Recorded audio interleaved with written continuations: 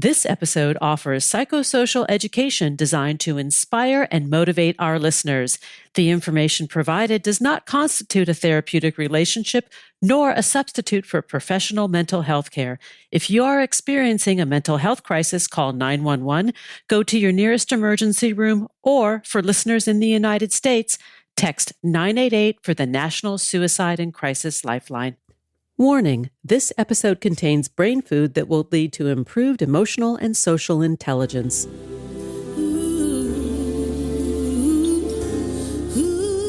Thanks for tuning in to Harvesting Happiness today for a healthy serving of consciously prepared brain food. This is Lisa Cypers Kamen, your host. Since 2010, we've been broadcasting sound ideas for better well-being.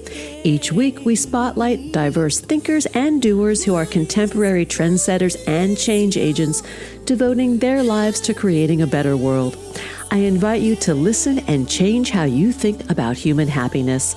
Our award-winning content is fresh, optimistic, and purpose-driven media that promotes well-being from the inside out. Good morning, good afternoon, and good evening, wherever you are. Thanks for joining me on today's show, where we are talking about managing political discord, morality fighting, and the path to understanding. My guest today is social psychologist Kurt Gray. He is an award-winning researcher and teacher. Kurt uses interdisciplinary methods to study people's deepest held beliefs and ways to bridge moral divides. He is a professor in psychology and neuroscience at the University of North Carolina at Chapel Hill, where he directs the Deepest Beliefs Lab and the Center for the Science of Moral Understanding. And Kurt is the author of Outraged, Why We Fight About Morality and Politics and How to Find Common Ground. Welcome, Kurt. You are here just in the nick of time. It's a funny time to talk about politics. I'm happy to be here. Yeah, it has been a funny time to talk about politics for many years, but particularly at this moment where I think people are just needing some tools to understand and find a way through. Absolutely. And really, talk with your family, your friends, your neighbors, that's what it's about. And so many of us come from polarized families at this point. I would say nearly every person with whom I have a conversation says, oh yeah, we have people who aren't speaking to one another in the family. And this is just in family units, like forget what's going on outside in the world. Right. And I wrote the book not to, think about how you should interact with senators or, presidents, but really how to think about how to have conversations with your family and friends. Well, teach us, take our hand and walk us down the road, because there's a lot of moral judgment. There's a lot of misconceptions, perceptions, so much disinformation out there. People don't know what's up or down, right, wrong, or in the middle. Right. Well, first, I should say I'm an optimist, and I think everyone, or at least 99% of people, are good in their hearts.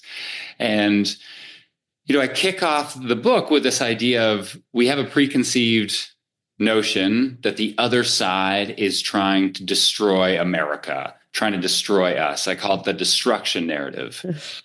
And all sorts of data show that that is absolutely wrong. If you think why you cast your vote, why you donate money to political causes, it's because you want to protect yourself and your family and society. It's the protection narrative. And that also characterizes the other side.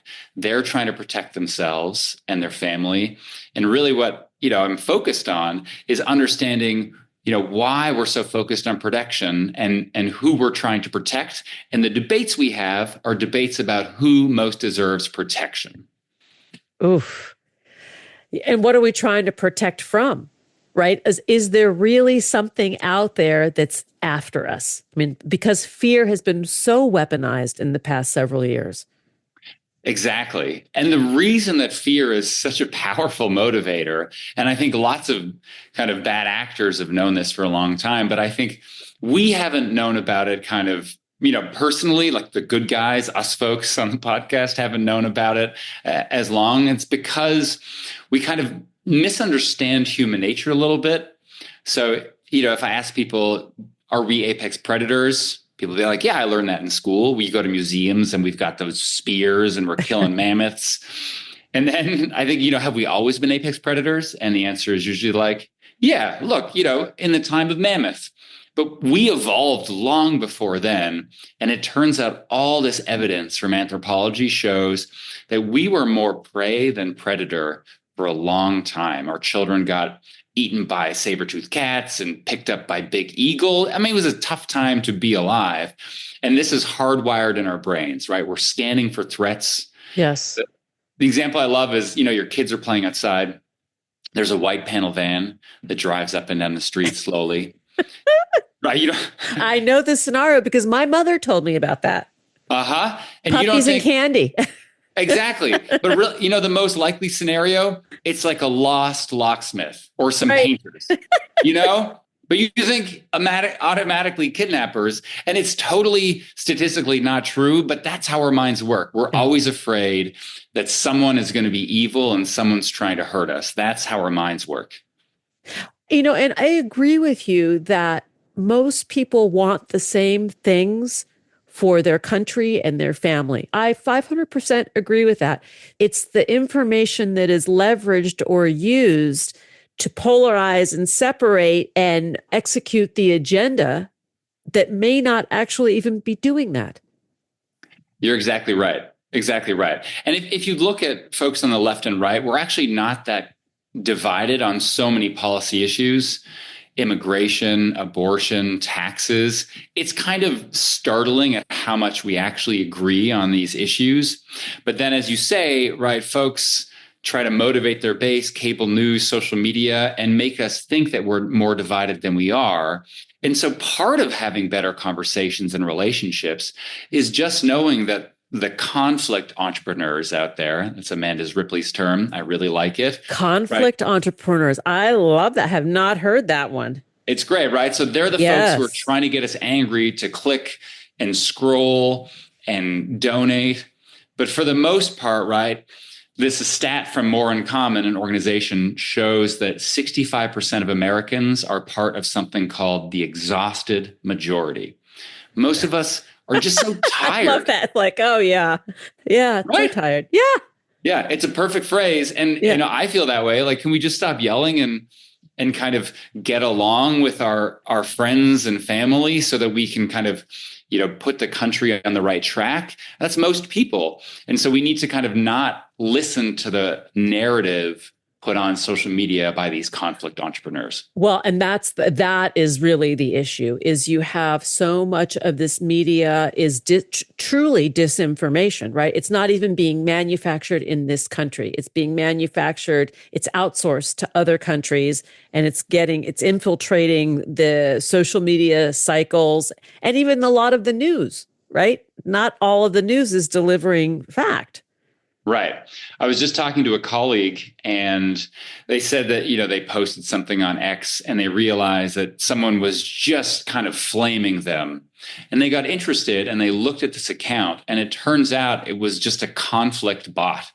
It was just trying to pick fights with people on the left and the right, probably Russian, given what we know, just to kind of like stoke up conflict, right? So folks are trying to divide us and make us be more angry than we actually are, again, at our friends and family.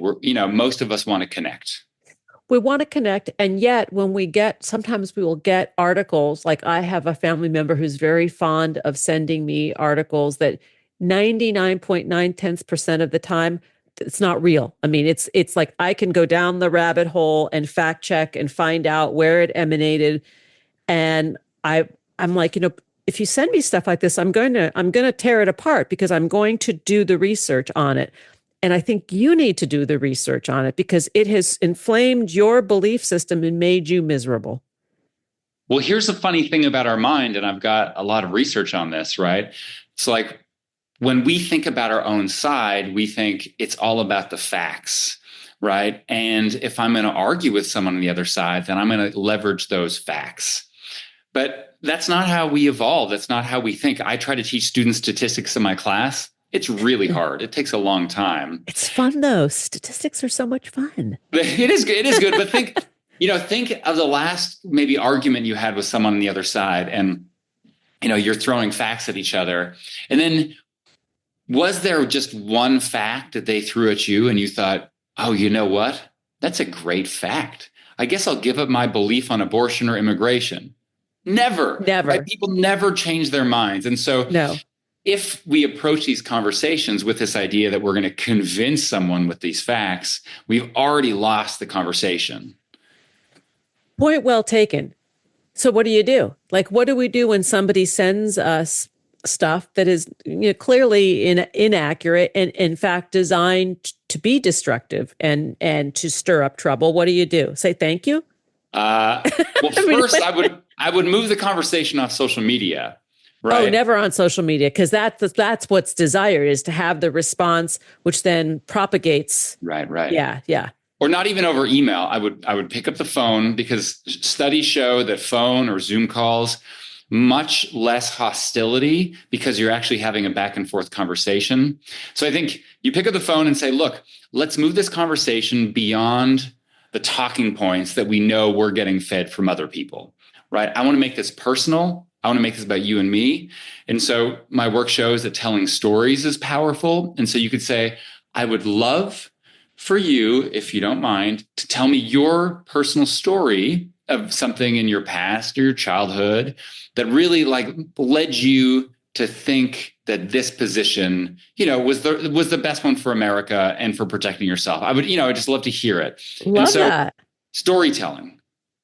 I really like that. And I have asked those questions, because asking questions is super helpful when trying to have these conversations. Just general questions, like if I'll hear they're coming for us, I'm like, well, can you explain who they is?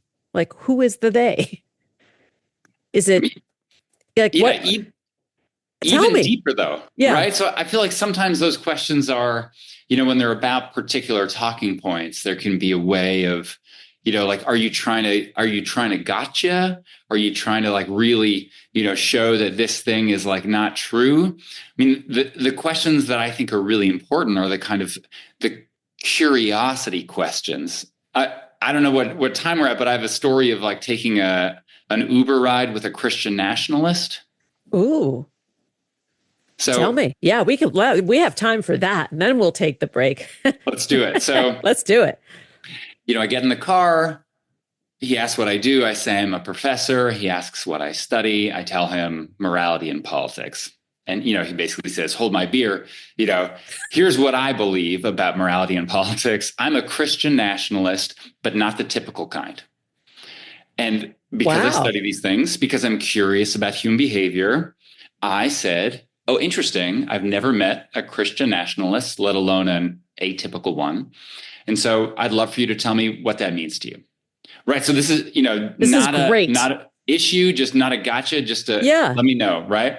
And so for 20 minutes, he tells me what he thinks about the state, the church, families, being Muslim, all sorts of things. And it's more nuanced than I would have imagined. He believes some libertarian ideas. He quotes some of these scholars, right? I'm pretty impressed at the kind of depth of thought. And again, I don't agree. I'm not a Christian nationalist. I grew up in Canada. But here's the interesting thing, right? So for 20 minutes, I ask him all these questions, and then we're driving up, getting closer to the airport, and we start talking about abortion. It's a hot button issue. And he says that he thinks that folks who are pro-choice, he's pro-life, are kind of like Nazis. They're like the Gestapo, the guards at the camps. Embryonic guards. Right. And so I teach a class on how to have good conversations about this. And I say, hold up, we can't, if we're having a good faith argument, good faith conversation about contentious issues, you can't liken half of the country to Nazis. It's not true, and it's not acceptable, and we can't go anywhere from there. And I was firm, but calm. And he said something that almost no one ever says in conversations about morality. He says, "You know what? I'm sorry. You're right. I shouldn't have done that. It's hard for me to put my thoughts into words, basically he's arguing for a slippery slope. If you don't care about fetal lives, perhaps you won't care about the lives of other more vulnerable people. That's a reasonable kind of psychological and philosophical argument. You don't have to invoke the Nazis. But that apology, right, only happened because I listened, and I asked the questions not to get them, but to understand. And we both left that conversation respecting the other side more. And he respected the kind of, more progressive pro-choice ideas because I approached him with understanding, right? So it's not just that I understood him, but he also understood, folks who disagreed with him. This is a great story. We are going to have a break. And when we come back, we are going to finish this conversation just for today, because maybe we'll do more, with social psychologist Kurt Gray. He is the author of Outraged, Why We Fight About Morality and Politics and How to Find Common Ground. To learn more, you can go to X and Instagram and find Kurt J. Gray on outragedbook.com. Let me repeat that, outragedbook.com. We'll be right back. Harvesting Happiness is rooted in science. Our work facilitates applied positive psychology practices through media and consulting. We're committed to sound ideas for better well-being, leading to increased life satisfaction and a better world for everyone.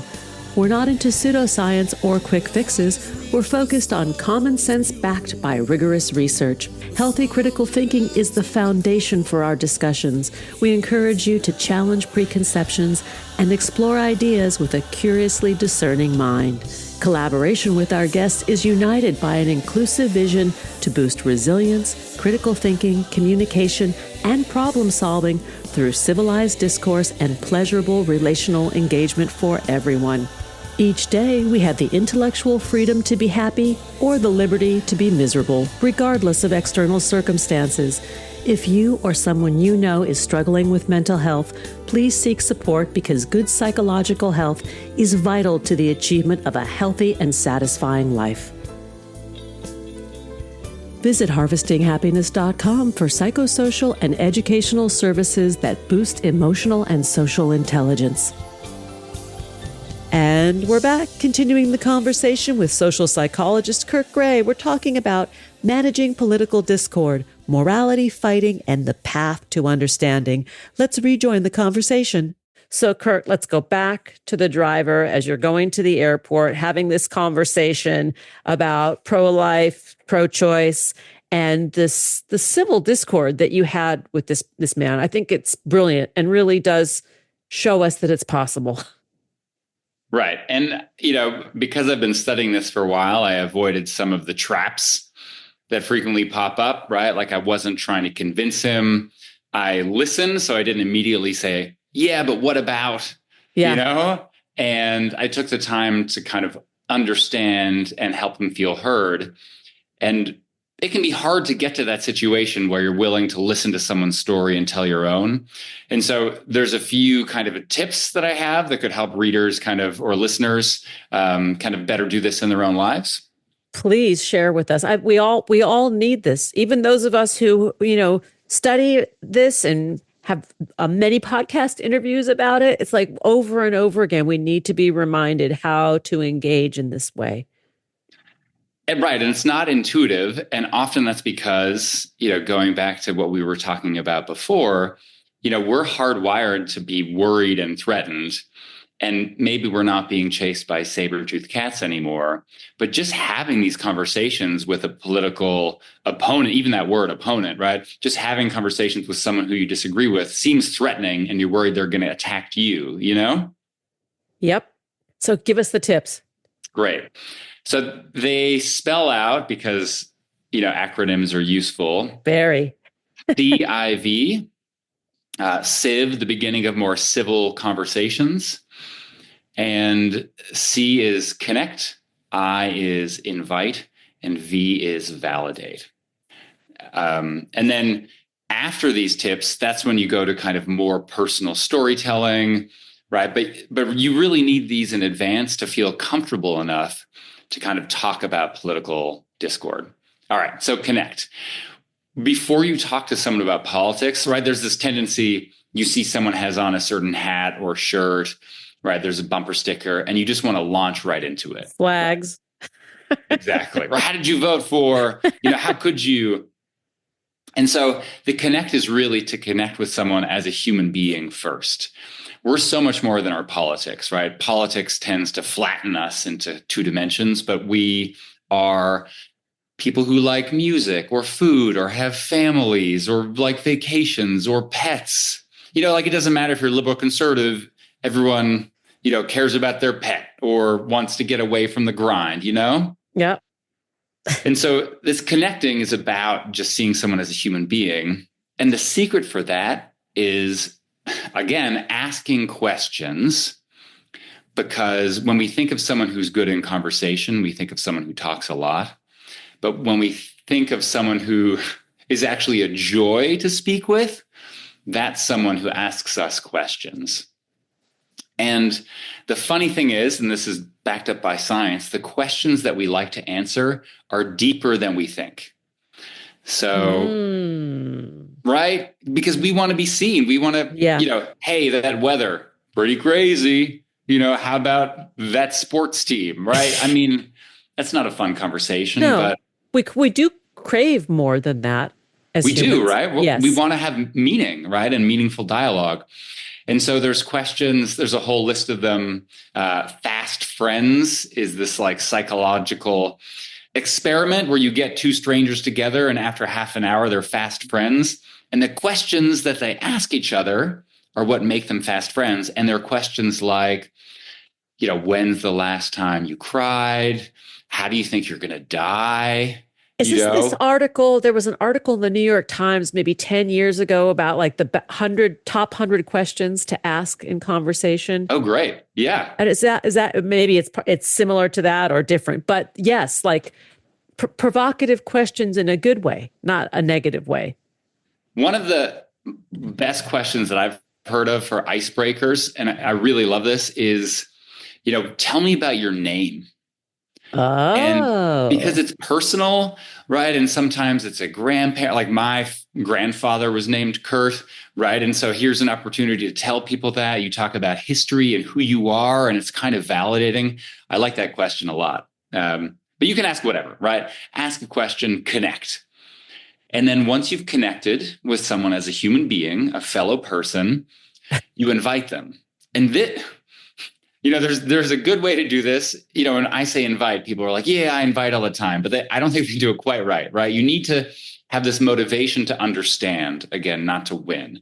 And so an invitation could be something like, Lisa, I know that we disagree about some issues, and I'd really love to understand your thoughts and feelings about, one of these issues. And I don't want to, just rehash talking points from the TV or social media, because I want to get to know where you're coming from. So you can say no, but if you feel comfortable, I just love to hear what you're thinking and understand about, immigration, just to kind of explore, who you are better. Love that. Right. And very gentle, very respectful. And what do you do when the response just goes to a 10, and it will sometimes. Right. Sometimes it can. And so the great thing about that invitation is that people can say no, right? If I invite you to a party, I'm like, could you please come? But if I say, you better come to this party, no one wants to come to that party. So I invite you, and then maybe you'll kindly share your story, or maybe, someone will unleash, nevertheless, like talking points and really kind of say something that offends you, like, pro-choice folks are like Nazis. And so I think what you need is a little bit of grace. Yeah. I work a lot with churches, and I just love the concept of grace, right? Like someone's been bathing in the animosity of cable news and social media, right? And they're gonna say something a little offensive. There's like repeating stuff that, like, my kids, if you swear, they'll swear. Yeah. Yeah. And, so you just have to kind of keep that in mind, and then they'll tell you something. Wait, Kurt, hang on one second. That's a very good point, because I know that I've engaged in conversations with family members and just people at large where you hear the talking points parroted right back. And so you don't even know what to say. Like, oh yeah, I thought I heard that on X channel, you know? Right. Right.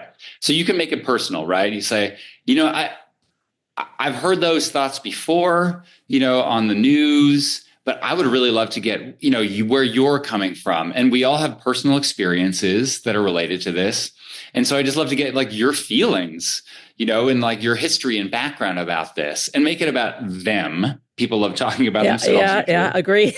Right. Yeah. And then, they'll probably try to tell you. And then I think you can kind of like pull out what we know about protection and harm. Right. And you could be like, well, it seems like you're worried about protecting yourself. And like, maybe you could tell me about the harms that you see, because, the book's really about, if you want to know someone's moral convictions, ask yourself or ask them what harms they see. Right. Yeah. Start with the commonplace of like, we all want safety and security. Exactly. I mean, immigration, right? You want to protect migrants at the border. You want to protect citizens. You hear stories of people being harmed at the border, or stories of like gang initiation rights, right? Like they're just stories. They stories. Resonate, I heard a doozy recently that the fires in California were caused by the Venezuelan mobs. And I was like, oh, wow. Can you tell me more about that? That sounds really out there. And that the person could not manifest any. Right. But, at the heart of that is still this concern. And there's certainly, Mexican cartel members who mix in fentanyl with weed and kill kids, right? So there are real problems. There are real problems. Addiction is horrible in this country, as it is in many countries, But I think that, the economy runs on foreign labor. Right. But there's facts. Always the kind of story that's motivating someone's viewpoint. And so what you can't do, because these perceptions of harm are so visceral, right? Like, if I tell you to stick a fork in an outlet, and trust me, I turned off the breaker, you're still going to get a little sweaty sticking the fork close to the outlet, right? Because these feelings of harm are visceral. And if I tell you, you're silly. All right, that's stupid. Like, that's not actually demeaning harmful. And disrespectful. And right. And that feeling, right? My wife's afraid of flying. And if I'm just like, look, it's safe, don't be silly. But she's like, but I'm viscerally afraid. Right. And so it doesn't do anything good to tell someone to deny their experience. Right. That is a huge tip. Like, denying the experience of the other does not get you any closer to connection or community. Exactly. And that goes for everything, whether it's politics or feelings, like you're describing of your relationships. Wife. Yes, relationships. That's a really good point, because our perception is our reality to a certain degree, whether it's true or not. It's ours. It's our reality. Right. Like if you're in pain and someone says you're not in pain, that's insulting. And so that brings us to the third step. Right. Connect, invite, and then validate. Yeah. And so the V, validation, it's not agreeing, and it's not like buying their worldview wholesale, but it is kind of recognizing or acknowledging the kind of genuineness of their fears and their experience. Right. And so I have a daughter, she's 8, and if she fell out of bed the other day and bumped her elbow and it really hurt, and it hurt the next day. So I can't just be like, no, it doesn't hurt. Right. It could be like, I know that hurts, but maybe you should have fewer stuffed animals in your bed so you don't fall out of bed. Did you tell her that? I did, but not right away. Right. You validate first. Yes. And then you pause. And I think this is what we often don't do, right? We're like, yay, you feel that way, but. And like that word but is so invalidating. And so I think you'd be like, I understand that, there's stories about this, and that must be really hard to fear that. I'll give you another example. Here's a real story, because our minds run on stories.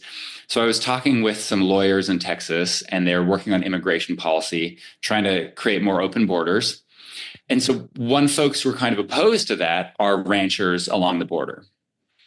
And, they were like trying to convince them, with all these different policies and using kind of like, think of this value or like this economic benefit. But it turns out what happens at the border is that when migrants and coyotes are coming up from the south, if these ranchers leave their lights on, these people who are, starving and thirsty because they're mistreated, right? No fault of their own. But it's also no fault of the ranchers that people gravitate towards the light and pound on their door and their windows for food while they and water. And their family are sleeping, right? Yeah. That's terrifying, right? Terrifying. Like no one should Agreed. Right? And so like you can recognize like, wow, that sounds terrifying, right? And that's rough. And then you can say, well, but let's, we can think about immigration policy kind of beyond that, but I'm not going to deny this experience. And so it's kind of, you have to entertain ambiguity, this kind of tension. That is also a really good example of like where the fear and the concern are real and not discriminatory. That has actually nothing to do with whether or not you just don't want these people knocking at your door in the middle of the night because they scare you. Not because maybe you have an issue with the fact that they want to come here for a better life. Right, exactly. And so really kind of separating people's personal concerns and their fears from these, policy issues. And of course, they're intertwined. But if you start the conversation just about, again, talking points or what this person says or that person says on social media, it's going to be derailed. But figuring out their threats and fears, it's much better. I love this. The invitation to tell our story, why an issue affects us in a personal way. It's so simple. Hard to do. Hard to do. Everybody's now challenged to go out and try and do that. No doubt they will not have a hard time finding somebody to do it with. Right. And give yourself grace. I teach a class on this with students. Grace. And we practice it and they go out and they talk to their grandparents about race in America or their roommate about abortion. And it's hard, but they always report feeling better after they do it and having better relationships. So it's hard, but just try it. To learn more about Kurt Gray and his work on X and Instagram, you can find him at Kurt J. Gray. And you can also go to outragedbook.com. Right? I got it right? Perfect. There we go. Come back. Let's talk about grace. We'll do it another time. Great. This was Sounds great. Good. I love it. Thanks for joining us on Harvesting Happiness today. This is Lisa Cypers Kamen on behalf of my guest, Kurt Gray, wishing you kind thoughts, kinder words, and the kindest of actions. Until next time, remember, happiness is an inside job. Happiness is your inside job. Please go out and rock your day and remember to be kind to one another. Want to explore more sound ideas for better well-being? Check out our new bonus edition content at More Mental Fitness by Harvesting Happiness on Substack and Medium. Subscribe, listen, and share hundreds of downloadable episodes wherever you get your podcasts. Connect with and follow us on most social media channels. To learn more about lifestyle management and mental fitness consulting services, please visit harvestinghappiness.com.